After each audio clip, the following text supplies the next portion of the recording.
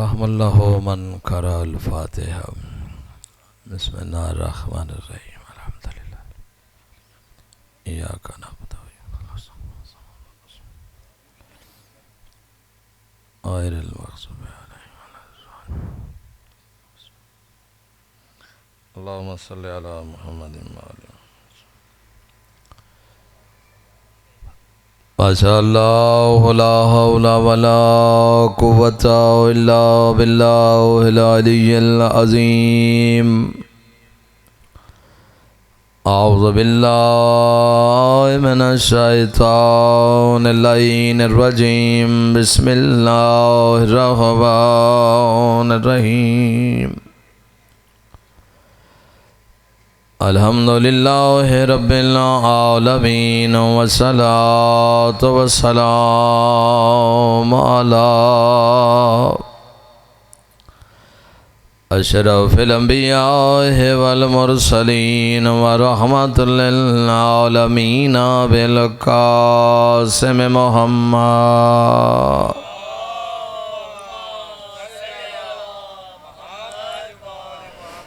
وعلى آله الطيبين الطاهرين المنتجبين المنتخبين لا سيما والحسن المعصوم المسموم والحسين مقتول الله مظلوم الله غريب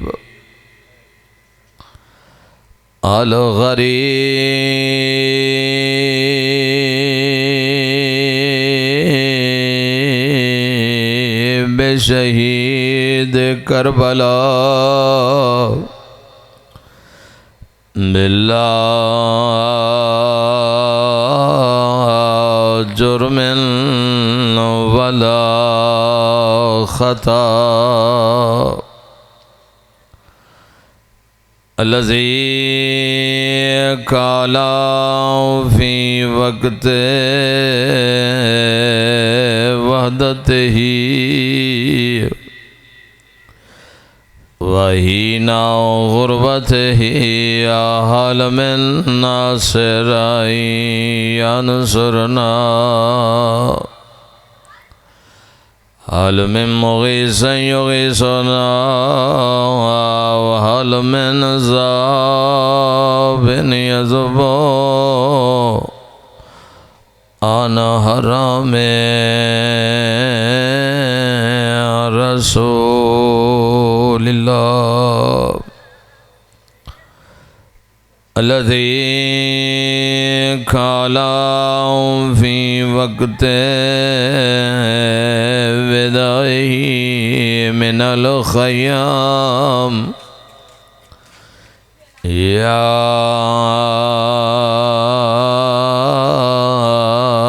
زينب يا أم كلثوم يا رقية ويا سكينة عليكن مني سلام وابنه وليل في الخيام وهرمه أسير إلى الكوفة والشام. أما بعد بسم الله الرحمن الرحيم. لم يعرف إمام زماننا مات ميتة جاهلية صلوات.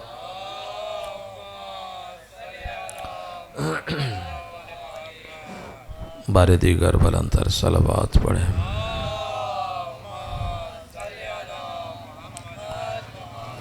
اپنے اپنے مقاصد کی قبولیت کے لیے مل کے صلوات پڑھیں.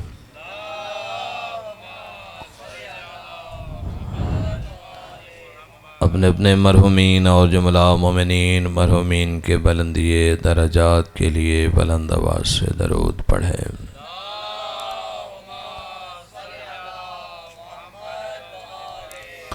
سب سے پہلے دعا کرتا ہوں کہ مولا کائنات آپ مومنین کی یہ جلیل القدر عبادت اپنی بارگاہ میں قبول فرمائیں۔ جتنا دور و نزدیک سے آپ تشریف لائے ہیں مولا ہر قدم پر آپ کے صغیرہ کبیرہ گناہ معاف فرمائے۔ بانیان کا اہتمام آپ مومنین کی شرکت مجاکیر کی شرکت بارواں کا اپنی بارگاہ میں قبول فرمائیں۔ ان تمام دعاؤں کی قبولیت کے لیے مل کے صلوات پڑھیں۔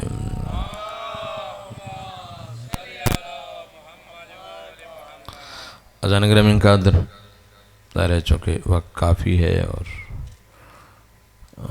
ایک دو منٹ کی گزارشات پیش کرتے ہیں، پھر مصائب پہ آل محمد بیان فرما کریں گے۔ میں نے حدیث پڑھی ہے بڑی مشہور و معروف، اس کا ترجمہ اور اسی کے ضمن میں دو باتیں اور پھر ذکر میں سے لم یعرف امام زمانہ نا،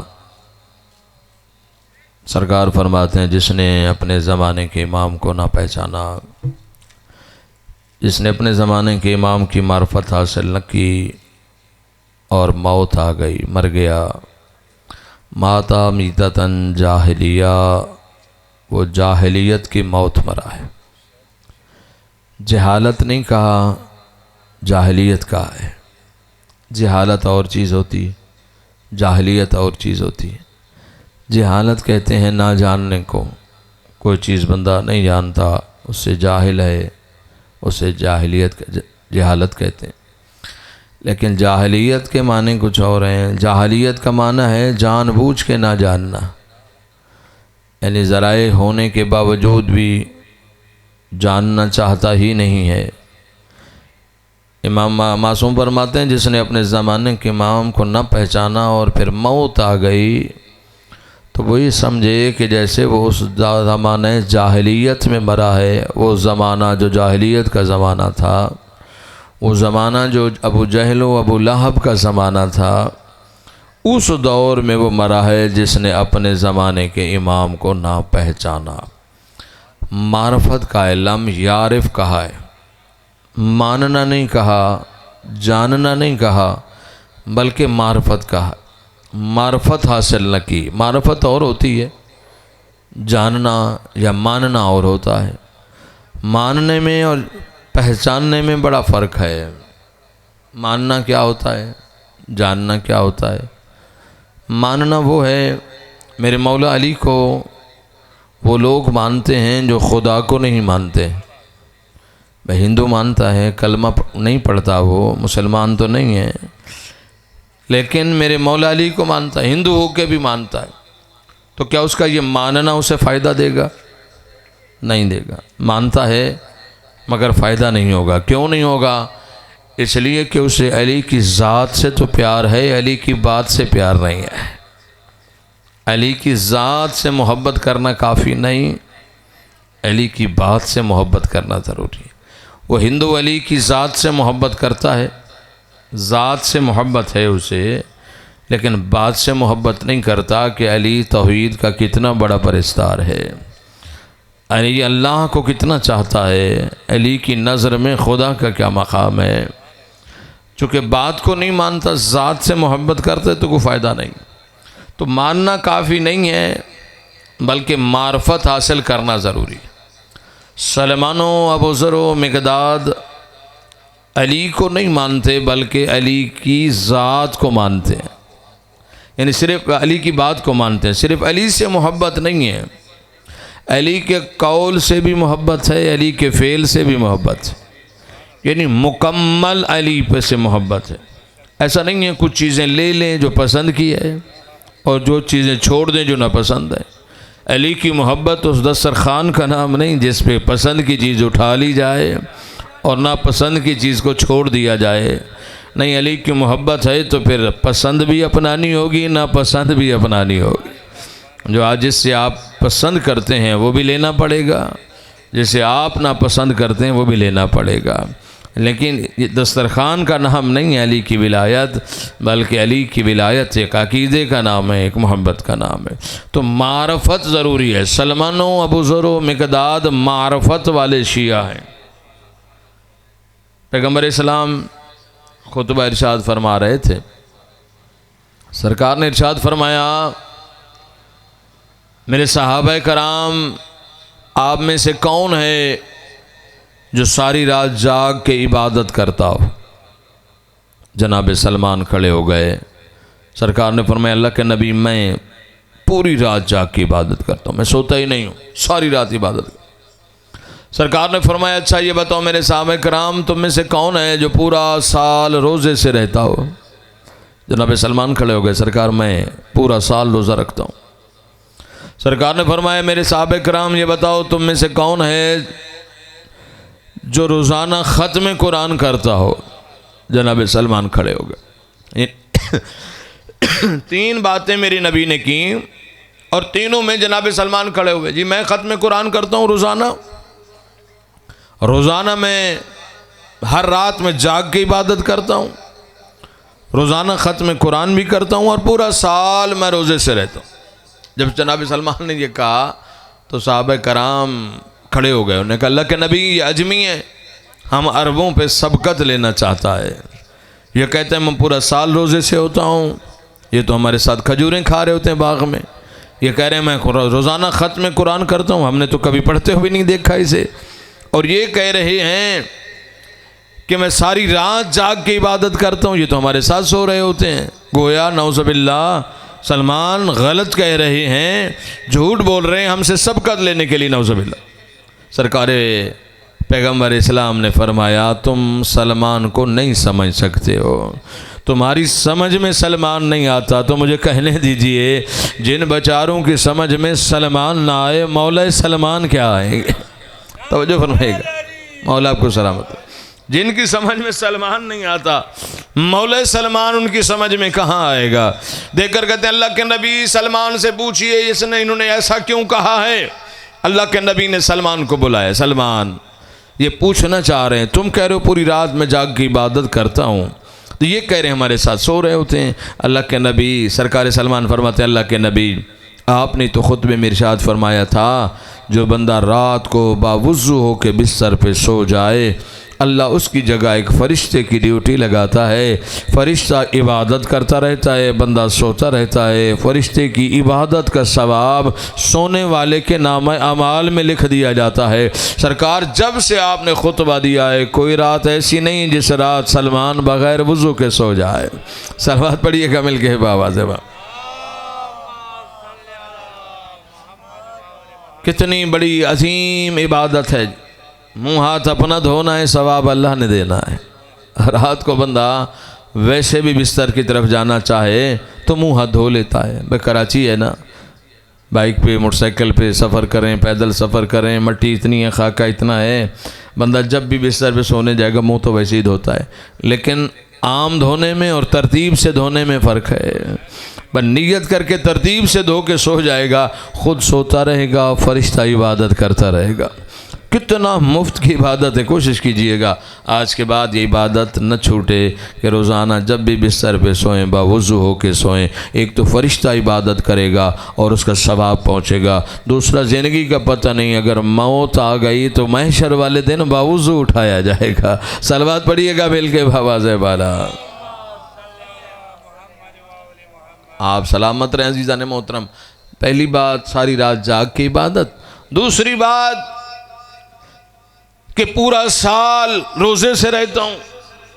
آپ کھجوریں کھا رہے ہوتے ہیں، آپ کہتے ہیں کہ میں روزے سے ہوتا ہوں۔ سرکار نے فرمایا، جناب سلمان اللہ کے نبی آپ نے تو جمعہ کے خطبے میں ارشاد فرمایا تھا کہ جو بندہ ہر مہینے 3 روزے رکھے، ایک پہلے عشرے میں، ایک دوسرے میں اور ایک تیسرے عشرے میں، جو بندہ 3 روزے رکھے اللہ ایک کے بدلے میں 10 کا ثواب عطا فرماتا ہے۔ گویا مہینے میں 3 روزے رکھے تو اللہ مہینے کے روزوں کا ثواب عطا فرماتا ہے۔ اللہ کے نبی جب سے آپ نے کہا ہے کوئی مہینہ ایسا نہیں جس میں سلمان یہ 3 روزے نہ رکھے ہوں، گویا مجھے آپ کی زبان پہ یقین ہے میں پورا سال روزے سے ہوتا ہوں، ہر رات ختم قرآن بھی کرتا ہوں، ہر رات عبادت بھی کرتا ہوں، اور ختم جو پورا مہینہ پورا سال روزے سے بھی رہتا ہوں۔ تیسری بات کہ روزانہ ختم قرآن، سلمان کہتے ہیں اللہ کے نبی روزانہ ختم قرآن بھی کرتا ہوں۔ وہ کیسے؟ کہ سرکار آپ نے تو کہا ہے کہ جو بندہ ایک مرتبہ سورہ توحید پڑھے اللہ اسے قرآن کی 1/3 کا ثواب عطا فرماتا ہے۔ سرکار جو ایک دفعہ پڑھے 10 سپاروں کا ثواب، 2 دفعہ پڑھے 20 سپاروں کا ثواب، 3 دفعہ پڑھے تو 30 سپاروں کا ثواب۔ سرکار کوئی دن ایسا نہیں جس دن میں نے 3 مرتبہ سورہ اخلاص نہ پڑھی ہو۔ سرکار 3 مرتبہ سورہ اخلاص پڑھتا ہوں، گویا روزانہ ختم قرآن کا ثواب مل جاتا ہے۔ عزیزان محترم، یہ ہم جاتے ہیں نا میت کے لیے تعزیت کرنے، جب جاتے ہیں ہم سب تو سورہ فاتحہ پڑھتے ہیں، سورہ فاتحہ کے بعد کہتے ہیں جی 3 مرتبہ سورہ اخلاص پڑھو۔ یہ 3 مرتبہ اس لیے پڑھی جاتی ہے کہ 3 دفعہ پڑھنے سے ختم قرآن کا ثواب ملتا ہے۔ گویا الحمد سورہ فاتحہ جب آپ نے پڑھی تو آپ مردے کو ختم قرآن بخش کے آ گئے۔ قرآن عزیزان محترم اس لیے حکم ہے، ہمارے نظر ہوتی ہے نیاز فاتحہ ہوتی ہے، مولوی صاحب سے کہتے ہیں جی نیاز دیجئے فاتحہ دیجئے، مولوی صاحب تو پڑھ رہے ہوتے ہیں باقی سارے گپیں لگا کھڑے ہوتے ہیں، پیچھے کھڑے ہوتے ہیں۔ عزیزان محترم ایسا نہیں ہونا چاہیے، سب کی ذمہ داری ہے، مولوی صاحب پڑھ لیں تو سب کو پڑھنا چاہیے۔ 3 مرتبہ سورہ اخلاص سب پڑھ لیں، اس لیے کہ جس مرحوم کے سوئم میں 40ویں میں آپ کھڑے ہیں اسے کچھ دے کر تو جائیں۔ آپ کے لیے آپ کے نظر میں تو کچھ بھی نہیں ہوگا، 3 دفعہ پڑھنا کوئی تکلیف نہیں ہے، لیکن اسے قبر میں اس کی بڑی ضرورت ہے۔ آپ 100 200 آدمی 300 آدمی 400 آدمی جتنے لوگ کھڑے ہیں سب نے 1 مرتبہ سورہ الحمد 3 مرتبہ سورہ اخلاص پڑھی تو اس کا مطلب ہے 400 ختم قرآن کا ثواب پہنچ گیا۔ جتنے لوگ ہیں اتنے ختم قرآن، 100 آدمی ہیں تو 100 ختم قرآن، 400 آدمی ہیں تو 400 ختم قرآن کا ثواب پہنچ گیا۔ اور جسے قبر میں ایک ایک آیت کے ثواب کی ضرورت ہے اسے ختم قرآن کا ثواب پہنچنا شروع ہو جائے تو بخشش ہو جائے گی۔ صلوات پڑھیے گا مل کے بابا سے بلا۔ بس عزیزان محترم روزانہ ختم قرآن، روزانہ سرکار سلمان کہتے ہیں پورا سال روزے سے ساری رات جاگ کے عبادت کرنا، یہ میرا شیوہ جناب سلمان فارسی جو ہے وہ ارشاد فرماتے ہیں۔ بس عزیزان محترم موت ایک حقیقت ہے، موت سے چھٹکارا ممکن نہیں، تیاری ہونی چاہیے۔ 2 چیزیں مجلس میں بیان ہوتی ہیں، مجلس فضائل آل محمد، مصائب آل محمد۔ فضائل کسے کہتے ہیں؟ مصائب کسے کہتے ہیں؟ اللہ نے جو اہل بیت کو دیا ہے اسے فضائل کہتے ہیں، امت نے جو اہل بیت کو دیا ہے اسے مصائب کہتے ہیں۔ اللہ نے اہل بیت پہ فضائل کی حد نہیں چھوڑی، امت نے اہل بیت پہ مصائب کی حد نہیں چھوڑی۔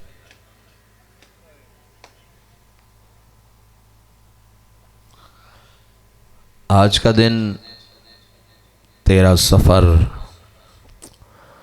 اس بی بی کی شہادت کا دن ہے جس کی زندگی کم ہے، دکھ زیادہ ہے۔ حسین کی 4 سال کی ضعیفہ بیٹی۔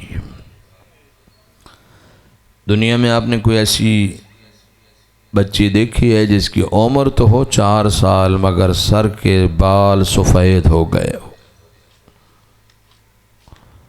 حسین کے سینے کا سکون۔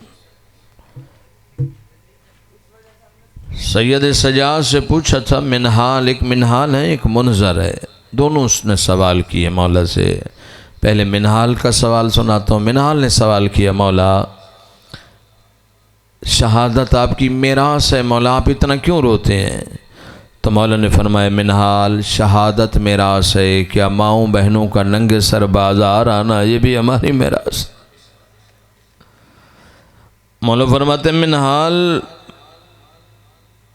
یعقوب کا ایک یوسف بچھڑ گیا تھا، یعقوب اتنے روئے آنکھوں کی بینائی چلی گئی۔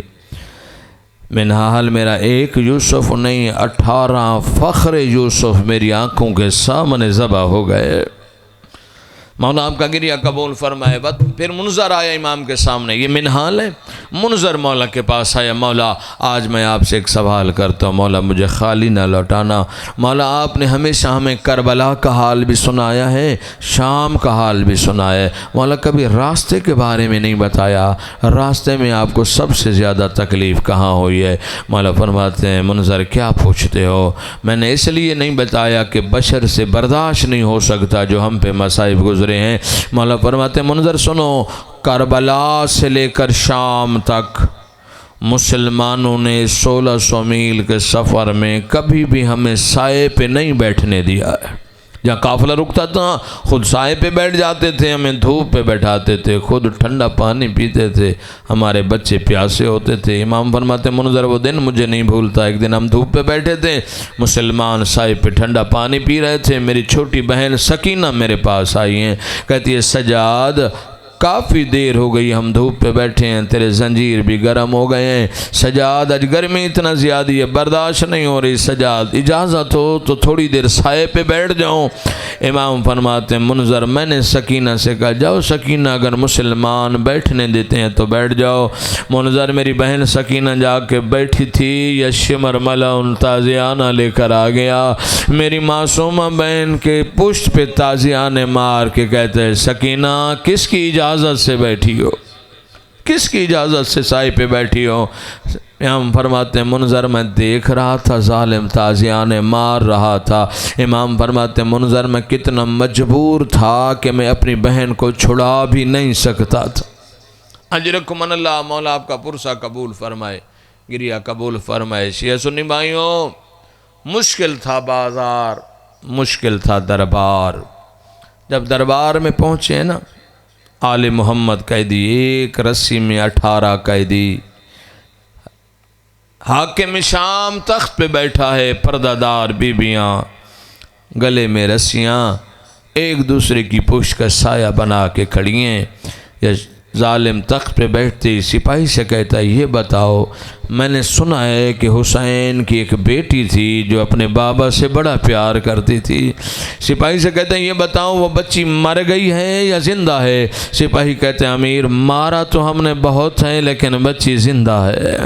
ظالم کہتا ہے کہاں ہے، میں اس سے مخاطب ہونا چاہتا ہوں۔ آگے سے لوگ ہٹائے گئے، رش ہٹایا گیا، حاکم سکینہ سے بیوی سے مخاطب ہوا، بچی تیرا نام کیا ہے؟ جناب سکینہ بتا تو رہی ہیں لیکن رسی کی تنگی اتنا تھی، رسی تنگ اتنا تھی کہ آواز نہیں نکل رہی، لب متحرک ہو رہے ہیں مگر آواز شزید تک نہیں پہنچ رہی۔ پھر اس نے کہا بچی تیرا نام کیا ہے؟ سکینہ نے بتایا مگر آواز نہ پہنچی۔ تیسری مرتبہ یہ ڈانٹ کے کہتے ہیں بچی میں پوچھ رہا ہوں تیرا نام کیا ہے؟ سجاد نے بدلتے ہوئے ماحول کو دیکھا، امام سمجھ گئے تھوڑی دیر اور گزر گئی تو یا ظالم میری سکینہ بہن پہ ظلم کرے گا۔ سید سجاد بہن کی وکالت کرتے ہوئے آگے بڑھے، کہتے ہیں ظالم میری بہن بتا تو رہی ہیں لیکن رسی کی تنگی کی وجہ سے آواز نہیں نکل رہی۔ سپاہی سے کہو رسی کھولے، عزادارو رسی کھولی گئی۔ اب سپاہی کہتا ہے بچی تیرا نام کیا ہے؟ جناب سکینہ کہتی ہے میرا نام فاطمہ ہے۔ جیسی بیٹھا تھا نا تخت پہ، کہتے ہیں میرے پاس فہرست میں تو تیرا نام سکینہ ہے۔ بی بی کہتی ہے ہاں ظالم نام فاطمہ ہے، بابا مجھے پیار سے سکینہ کہتے تھے۔ جب باہر سے آتے تھے مجھے سینے پہ لٹاتے تھے، بابا کو سکون ملتا تھا، میری آنکھ لگ جاتی تھی، مجھے بھی نیند آ جاتی تھی، اس لیے بابا مجھے کہتے تھے انت سکینہ، تو سکینہ ہے۔ عزادارو ماتمیوں ظالم دیکھ کر کہتے ہیں سکینہ اتنا جو محبت تھی تجھے اپنے بابا سے، جب آپ کے بابا باہر سے آتے تھے آپ کے لیے کیا لے کر آتے تھے؟ بی بی کہتی ہیں میرے لیے میرے بابا بصرہ کی کھجوریں لاتے تھے۔ یہ ظالم کہتے ہیں سکینہ اتنا جو تجھے بصرے کی کھجوریں پسند ہے، میں کھجوریں دوں تو کھاؤ گی؟ بی بی نے سید سجاد کی طرف دیکھا، مولا نے اشارہ کیا سکینہ امتحان ہے، اگر دینا چاہتا ہے تو کہو کھاؤں گی۔ امام اس نے اشارہ کیا، سکینہ کہتی ہے ظالم اگر دو گے تو ضرور کھاؤں گی۔ عزادارو ماتمیوں امام دیکھ کر کہتے ہیں سکینہ امتحان ہے، بی بی کہتی ہاں ظالم دو گے تو ضرور کھاؤں گی۔ ظالم کہتے ہیں سکینہ اگر کھجوریں کھانا چاہتی ہے نا، میرے تخت کے سینے پہ ایک تاشت رکھا رکھا ہوا ہے، تشت کے اوپر رومال ہیں، ذرا رومال ہٹاؤ، رومال کے نیچے تازہ کھجوریں بس رکھی ہیں۔ عزادارو سکینہ آگے بڑھی، شیعوں دعا مانگا کرو اللہ کسی بیٹی کو یہ منظر نہ دکھائے۔ جناب سکینہ آگے بڑھی، بی بی نے جا کے رومال ہٹایا، عزادارو رومال کے نیچے کھجوریں نہیں تھیں، بابا کا کٹا ہوا سر تھا۔ رو کر سکینہ کہتی ہے بابا میرا مظلوم بابا میرے گوشوارے چھینے گئے، بابا میرے رخسار زخمی ہو گئے، بابا میرے رخسار زخمی ہو گئے، بابا میرے کان زخمی ہو گئے، بابا مجھے تیرے سینے بغیر نیند نہیں آتی ہے۔ مولا آپ کا گریہ قبول فرمائے، پرسہ قبول فرمائے۔ بس عزادار و ماتمیوں، سید سجاد فرماتے ہیں مجھے ضعیف کر گئے ہیں سکینہ کے مشکل سوال۔ صبح ہوتی پرندے گزرتے تھے نا چھت کے زندان کے اوپر سے، سید سجاد سے پوچھتی تھی سجاد پرندے کہاں جا رہے ہیں؟ سجاد کہتے تھے سکینہ روزی کی تلاش میں جا رہے ہیں۔ شام ہوتی وہی پرندے واپس آتے، سجاد اب کہاں جا رہے ہیں؟ سکینہ وطن جا رہے ہیں۔ رو کے بھائی سجاد کی گردن میں بائیں ڈال کے سجاد پرندے وطن جا رہے ہیں، سکینہ وطن واپس کب جائے گی؟ سجاد کہتے تھے سکینہ ہر کوئی جائے گا، تیرا وطن شاب ہے۔ یہی وجہ ہے جب رہائی ملی ہے نا، شہداء کے سر ملے، پردہ دار سوار ہونے لگے، جب سارے قیدی رہا ہو گئے نا، سید سجاد کہتے ہیں ہمارا باپ ایک مرتبہ سکینہ کی قبر پہ جاتے ہیں، اسے الوداع کرتے ہیں، سب کو ساتھ لے کے نا سید سجاد قبر سکینہ پہ آگے دو زانو ہو کے بیٹھ گئے، قبر سکینہ پہ ہاتھ رکھ کر کہتے ہیں سکینہ اٹھو رہائی مل گئی ہے، سکینہ میں وطن واپس جا رہا ہوں۔ عجب نہیں قبر سے آواز آیا ہو سجاد اب وطن جانا تو صغرا کو میرا سلام کہنا، اجرکم اللہ۔ مولا گریہ قبول فرمائے۔ سجاد کہتے سکینہ روزانہ جو پوچھا کرتی تھی وطن واپس کب جائیں گے، اب رہائی مل گئی۔ بشیو دو جملے شہادت کے، سارا دن بابا کو یاد کر کے روتی رہی ہے، رات کو لیٹی ہے تو خواب میں بابا کو دیکھا ہے، بابا بابا کر کے اٹھی، آنکھیں بند ہیں، ہاتھ بڑھا کر کہہ رہی ہیں بابا میرا مظلوم بابا، میرا غریب بابا، میرا پیاسا بابا ایک مرتبہ بیٹی کو سینے سے لگا کر جاتا۔ عزادارو ماتمیوں بابا بابا کر کے جو سکینہ اٹھی ہے، سکینہ کی آواز سن کے ساری بیویاں جو آرام فرما رہی تھی اٹھی، ہر بیوی نے رونا شروع کر دیا۔ سر جناب زینب، جناب رقیہ، جناب کلثوم، پردہ دار بیویاں، شیعوں رونے کی آواز اتنا بلند ہو گئی جو زندان کی آواز یزید نے اپنے محل میں سنی۔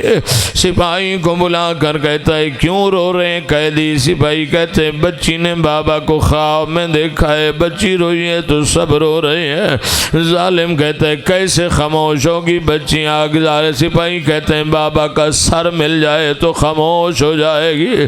ظالم کہتا ہے جاؤ حسین کا سر لے جاؤ۔ عزادارو ماتمیوں سپاہی آیا، اس نے چابی سے تالا کھولا، صندوق کے اندر سے حسین کا سر نکالا۔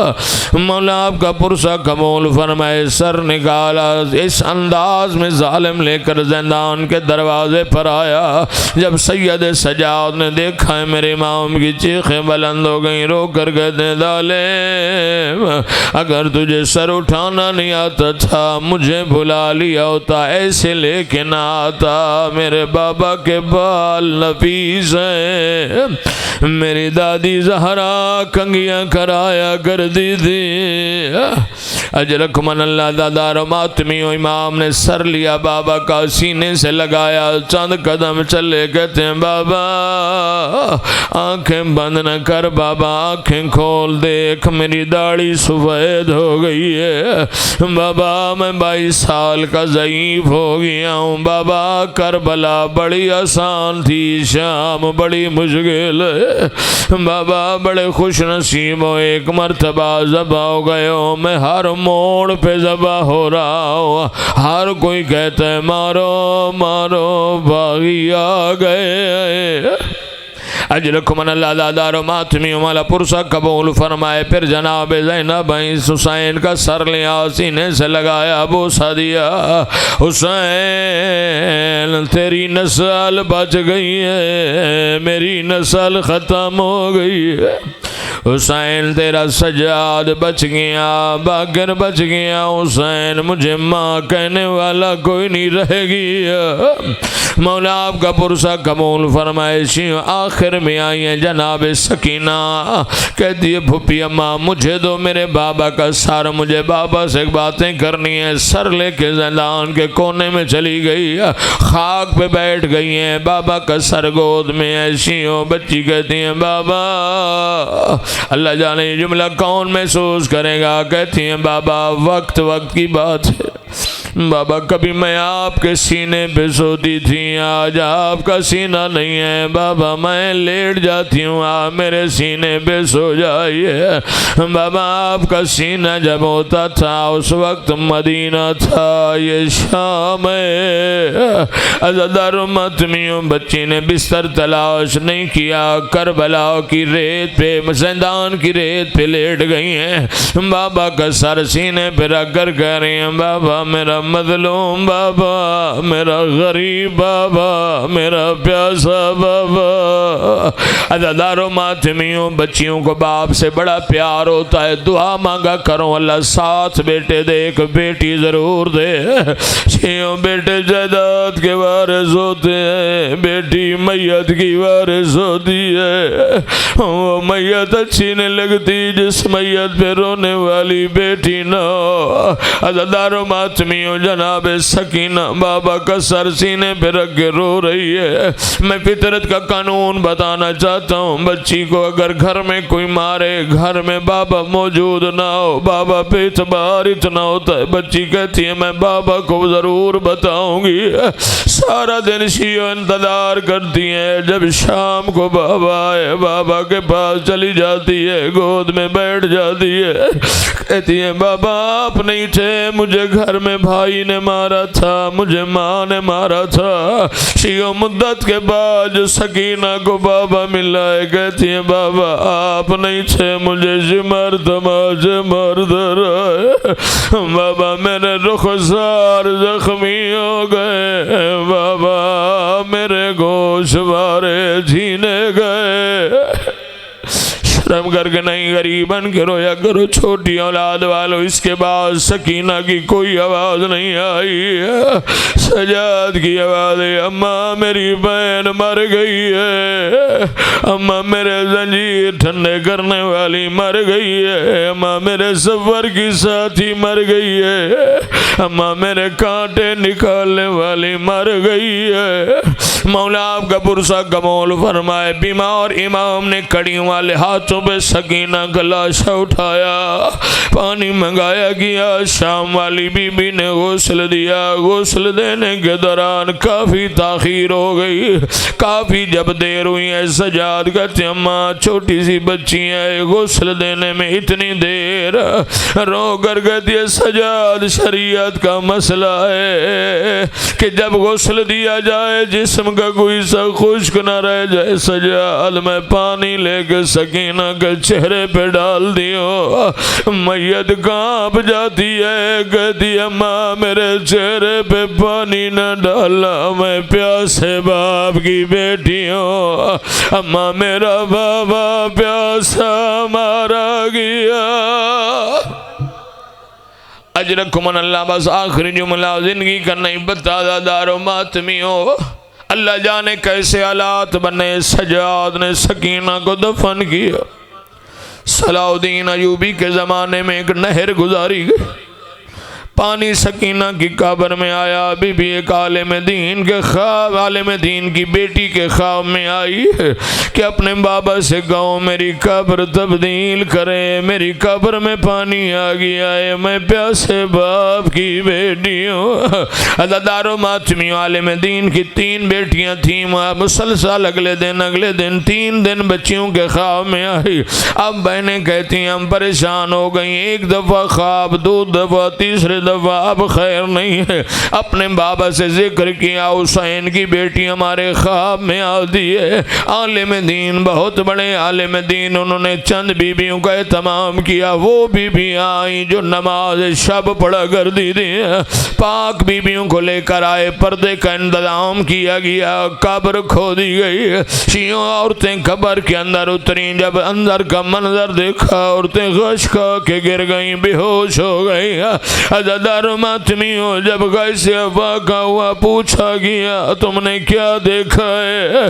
کہتی ہم نے دیکھا ہے ابھی تک سکینہ کے ہاتھوں میں رسن بندھے ہوئے ہیں، ابھی تک میلا کرتا پہنا ہوا ہے، رخسار زخمی ہے، کانوں سے خون بہ رہا ہے، اللہ جانے سجاد کی کیا مجبوری، کفن بھی نہ دے سکا۔